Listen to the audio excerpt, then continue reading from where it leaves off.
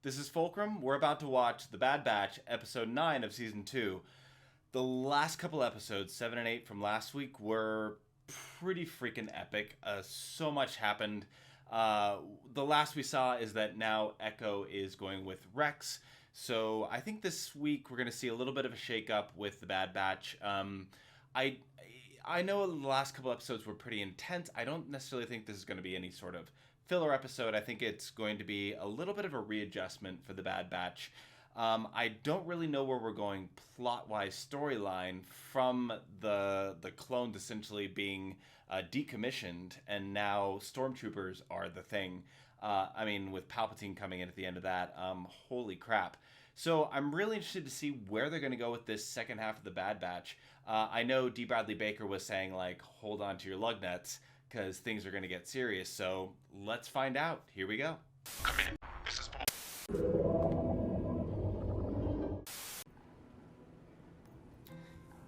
I feel like we're going to get some sort of, like, Western-themed storyline here. Because everything is setting that up right now. Music, the world, the tone. Sounds dangerous. I like it. How can you not love Wrecker? Honestly.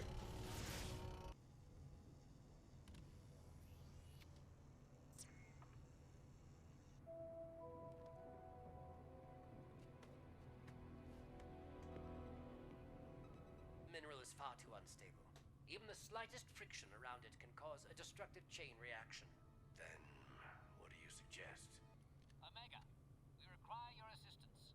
On my way. Because Omega's small, Omega can climb where they need. Okay. You know, I think people are going to complain about Omega being moody in this. But, to me, it's understandable. I mean, Echo was basically family. She lost a family member. She's still showing to be competent, just a little sad. A kid. Understandable. But I know people are going to complain.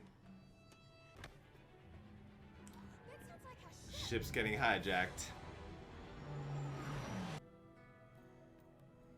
So basically what we see right now is a team faltering because they don't have their normal dynamic. They don't have their full team. So we're going to see cracks in the Bad Batch. And it's to be expected. It was basically like they need to figure out a new dynamic in their team. Don't like the answer. Havoc 4, this is Havoc 5. Do you copy? I think in a way they're all dealing with the grief of He's too long range. missing out on Echo. Espe- Stampede? Run!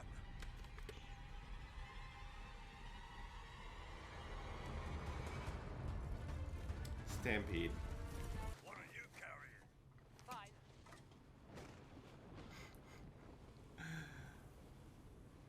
Tech is so matter of fact.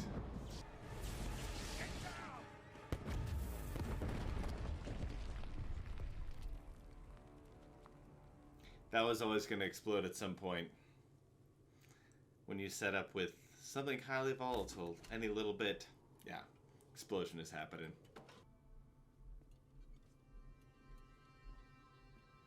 Are we going to find some more Ipsium? There we go. A plethora of Ipsium.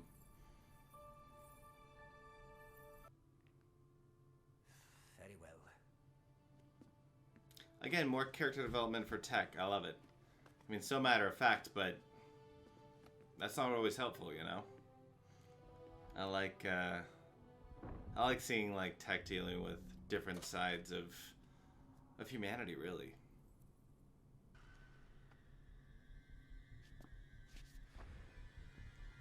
That's brave. Oh! They just found their way out.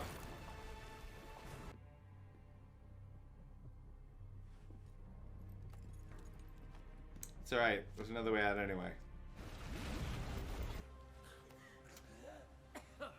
They just found the motherlode.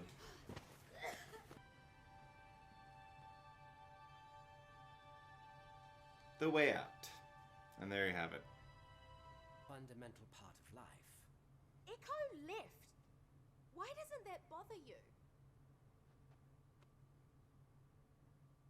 Valid question. I am aware that you miss him. I may process moments and thoughts differently, but it does not mean that I feel any less than you.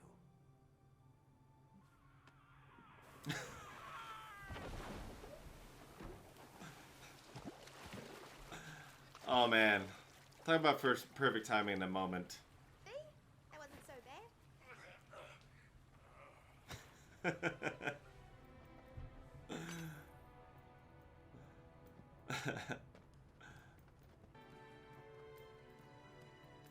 This didn't end up being the Western theme that I thought it would. I mean, the music and the environment is there, but it wasn't like a cliche Western.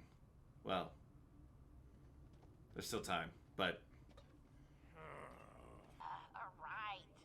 Give me a few days and I'll see what I can do. We don't have enough rations to last a few.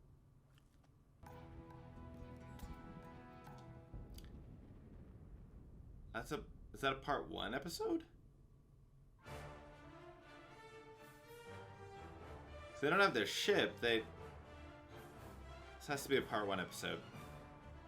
So here's the interesting thing about storytelling, is that a lot of us are used to a lot of like jam-packed action and excitement and like big story going on.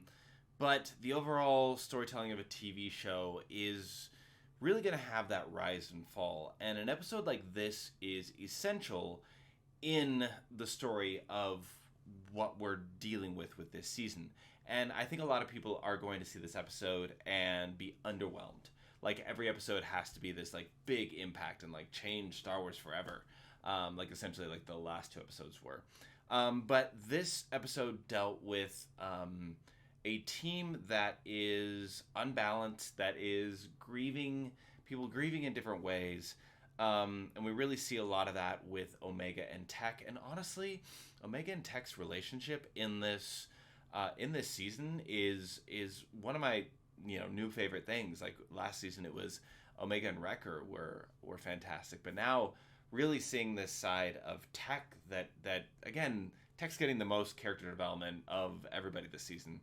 I love it. I want to see more from everyone, but I mean, Wrecker cannot change, and I will love him no matter what.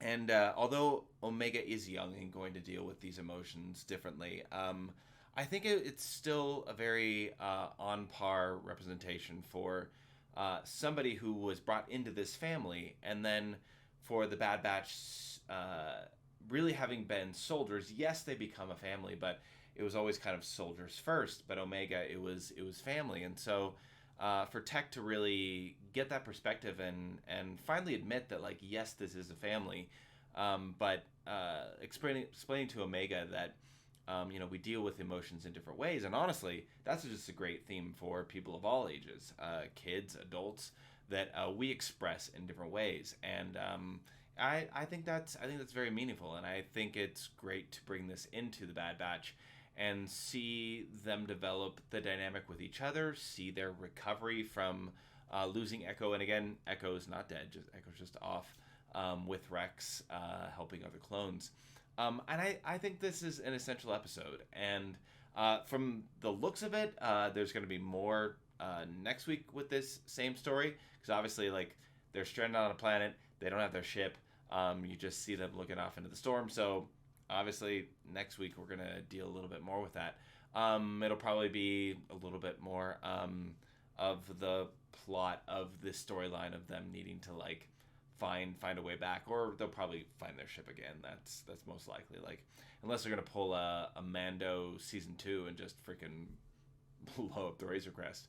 But I enjoyed it. I enjoyed this episode.